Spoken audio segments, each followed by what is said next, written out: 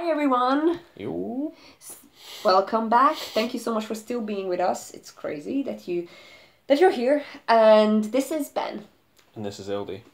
And we are here with the K-pop Academy reactions on multi-fandom, and we are reviewing the latest album from BTS just to make sure that we capture everything.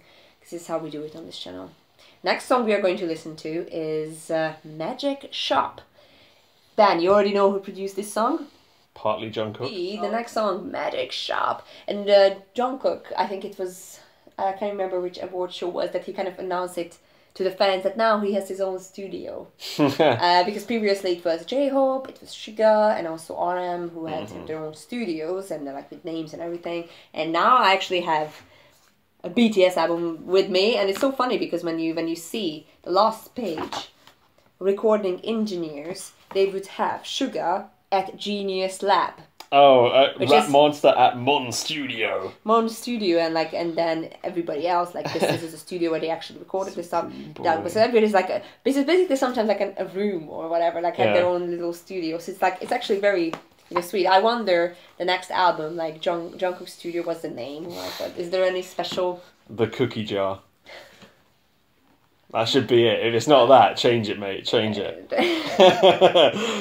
Well, it's good. It's the cookie jar is definitely something that you always want to go back to, and just like you can't stop.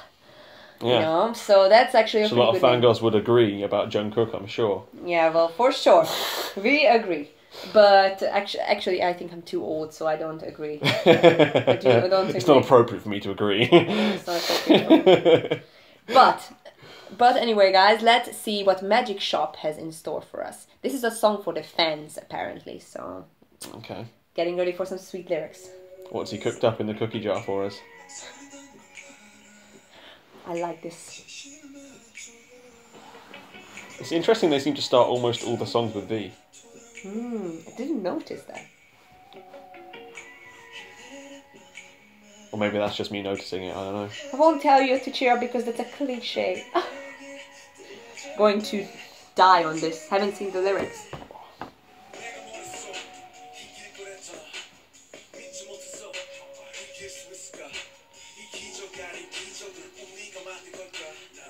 Did we create this? Yes! Yeah, Cookie did.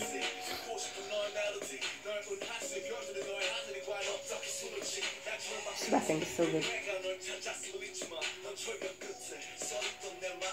No cliffs.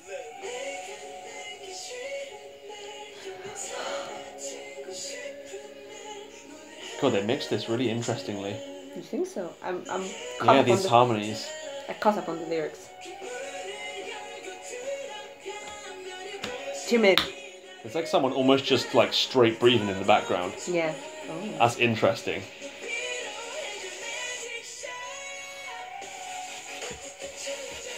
That's what I can agree with. Drinking a warm cup of tea. Count me in. It's pandering to the British audience. This is for the British audience. Yeah. One of the strongest parts of the album.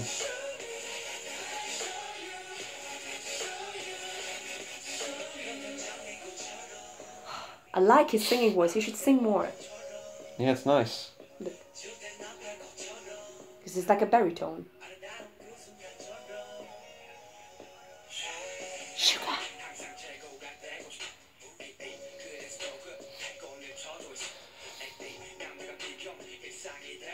My greed that used to be a weapon became a shackle and a leash. Guys, what's Sugar's favourite battery type? 8E.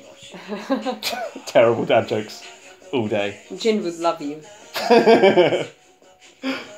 J-Hope's singing voice is something that should be used more. Nice. Used more.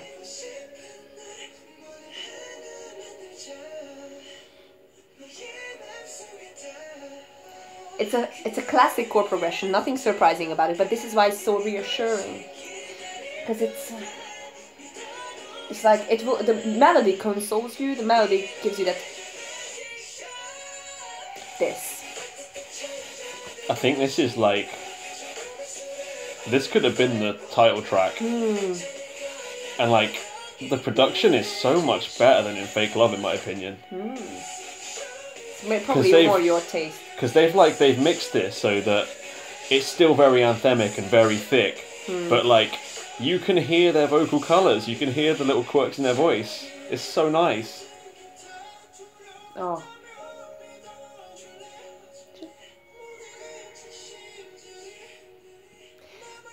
It feels very vulnerable, the production itself. It's interesting they made V sound so quiet there. I think it's just the register that he sings in. They mixed him really prominently in other songs though, but not so much in this one. I'm actually quite into that choice. Interesting. I'm very happy too that they brought back a lot of fan favorite things, like Jimmy and high notes. Like that has been the story from the very beginning.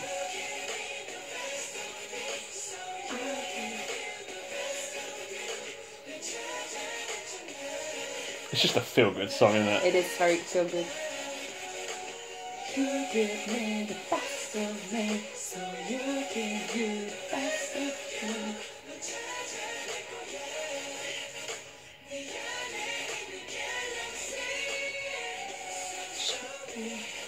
Oh, I love this part. It's like, there is a lot of charm in simplicity. Yeah. I think, and this song proves that very well. It just, you know, there is a lot of power in simple messages, and also if it's put together with a simple but effective production, it will give you that instant feeling. Less is more, people. Less is more. That's what you would say. Well, what do you think about Jungkook's first producer, attempt? Obviously, I don't know how much he did, but that was pretty impressive. That was good stuff. Because he's not. I don't know if what part he mixed. I don't know if that's out there anywhere. But vocals were mixed lovely in this for me. I was like, perfect balance of vocals for that chorus, especially because they had that kind of. They had the feel that Fake Love was going for, and they really nailed it here. I think I loved how raw the vocals were. It's like it's almost like there is a lot of. Sometimes obviously these performances are like mastered, and there's like sometimes filters on top or blah blah blah. But I feel that there were like very little used in this case. So it was less obvious here. Yeah, and then you could just hear that the little cracks, and you could hear the imperfection in people's voices, because sometimes I think that can be very charming in K-pop productions, because sometimes obviously because these people are so trained and so talented that they sound almost too perfect. You get what I mean? And with a song like this, it's very charming and very intriguing to have vulnerability in terms of the it's just not perfectly cleaned out. That's what I loved about it. Because also you can actually tell that each singer has a different tone, which wasn't so evident elsewhere. Like especially like in the chorus with Jin, I could really hear his kind of nasality, which I really, really liked. And obviously Jungkook's got his like perfect pop vocal guide timbre going on, and I was enjoying that. Jimin with his high notes, those harmonies were beautiful. Yeah, very that very delicate straight up breath at the back there. That I was really liking that. You were saying that you felt like somebody just like breathing in the background. Yeah, like obviously Jimin's quite breathy and stuff, but it literally felt like someone was up to the mic going, "Oh, show you," like that, like almost whispering to me, but like just breathing. And there was some good stuff. That was very good. I like when breathing is added, because it's one of those not so obvious things, but at the same time when breathing is added, it's almost.